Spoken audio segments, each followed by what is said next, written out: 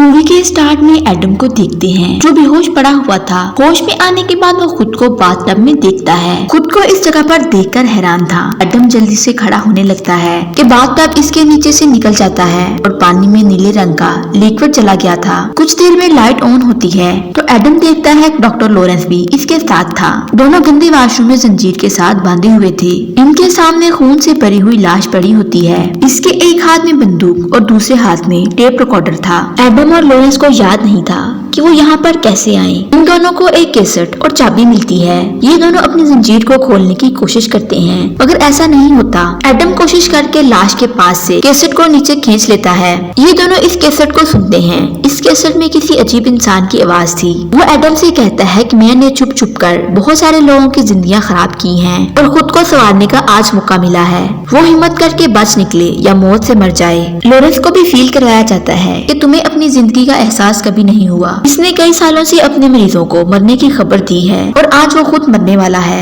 अगर तुम अपनी बीवी और बेटी को जिंदा देखना चाहते हो तो तुम्हें एडम को 6 बजे से पहले मारना होगा। इस काम को पूरा करने के लिए वाशरूम में छुपे हुए सीक्रेट हैं जो इसे तलाश करने होंगे। लॉरेंस इसे दोबारा सुनता है। फॉलो योर हार्ट, ये दूसरा इशारा था। इस इशारे के मुताबिक लॉरेंस को वाशरूम की टैंकी पर दिल का निशान बना हुआ मिलता है और एडम को इस टैंकी से 2 लोहे की आरियां मिलती हैं। लॉरेंस की खींची हुई 2 फोटो भी मिलती हैं। एडम इस फोटो का लॉरेंस को नहीं बताता। अब ये दोनों आरी की मदद से अपनी जंजीरों को खोलने की कोशिश करते हैं मगर ये जंजीर को नहीं काट सकते। फिर एडम गुस्से से इस आरी को फेंक देता है जिससे शीशा टूट गया था।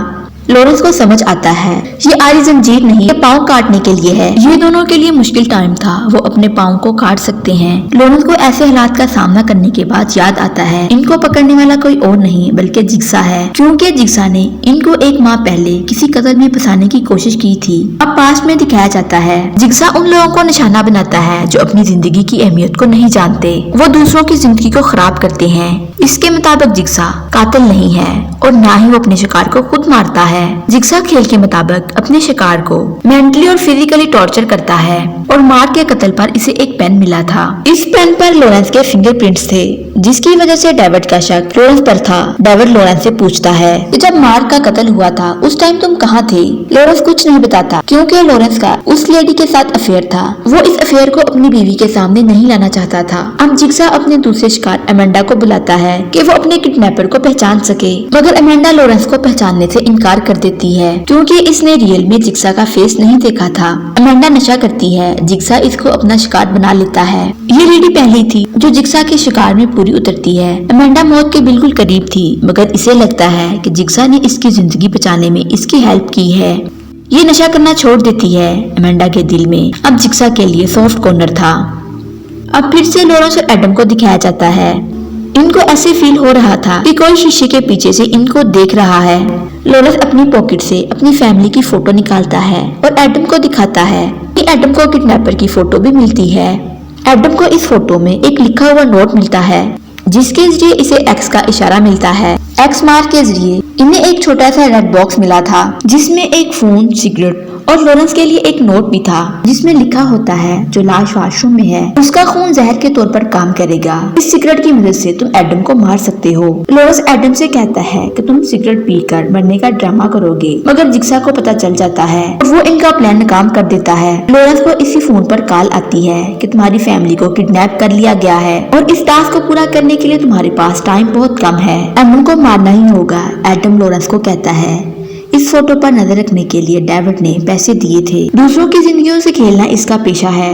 लॉरेंस जब इस फोटो को गौर से देखता है तो इसे अपना एक एम्प्लॉय हॉस्पिटल की विंडो से नजर आता है। इसको पता चल जाता है कि यही जिग्सा है। इसने ही मेरी बीवी और बेटी को किडनैप किया होगा।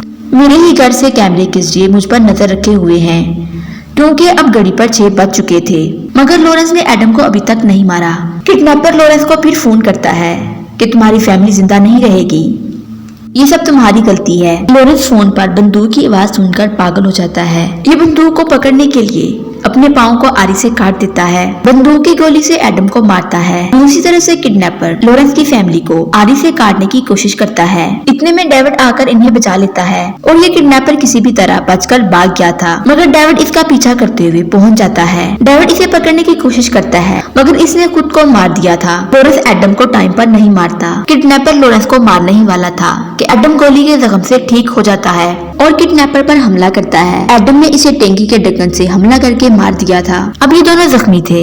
एडम किडनैपर की पॉकेट से की तलाश करता है, मगर इसे भी एक टेप मिलती है। जब ये टेप को सुनता है तो इसे पता चलता है कि किडनैपर भी जिक्सा का शिकार था। जिक्सा ने इसकी बॉडी में जहर मिलाया हुआ था, जिसकी वजह से वो लॉरेंस की फैमिली को खत्म करने के लिए गया था। टेप बंद हो जाती है तो वॉशरूम में पड़ी लाश उठ जाती है। एडम ये देखकर हैरान था क्योंकि ये लाश जिक्सा की थी। इसका असल नाम जॉन था। ये लाश बनकर सारे ऑपरेशन को कंट्रोल कर रहा था। अब मूवी को फ्लैशबैक में दिखाया जाता है। जिक्सा कोई और नहीं बल्कि वो कैंसर का मरीज था और इसका ट्रीटमेंट लॉरेंस कर रहा था। वो अपनी आवाज में बताता है कि इस जंजीर की चाबी बाथरूम की टैंकी में थी। एडम सोचता है कि शुरू में जो नीले रंग की चीज पानी में गिरी थी वो इसकी आजादी की चाबी थी। एडम बंदूक से जिक्सा को मारने वाला था, मगर वो इसे इलेक्ट्रिक शॉक देता है। इससे पहले कि एडम कुछ कर पाता, जिक्सा ने इसे मरने के लिए इसी वॉशरूम में छोड़ दिया था और यूं मूवी का एंड हो जाता है। अगर आप लोगों को हमारी वीडियो पसंद आ रही है तो आपसे एक रिक्वेस्ट है, हमारे इस चैनल को ज्यादा से ज्यादा लाइक, शेयर और सब्सक्राइब कर दें। बेल आइकॉन को जरूर प्रेस करें ताकि हमारी हर आने वाली वीडियो आप तक पहुंच सके। हमारे चैनल को 2% लोगों ने सब्सक्राइब किया हुआ है, जबकि 98% लोगों ने सब्सक्राइब नहीं किया। सो उनसे भी रिक्वेस्ट है कि वो भी हमारे चैनल को सब्सक्राइब कर लें। आपकी सपोर्ट हमारे लिए बहुत अहम है।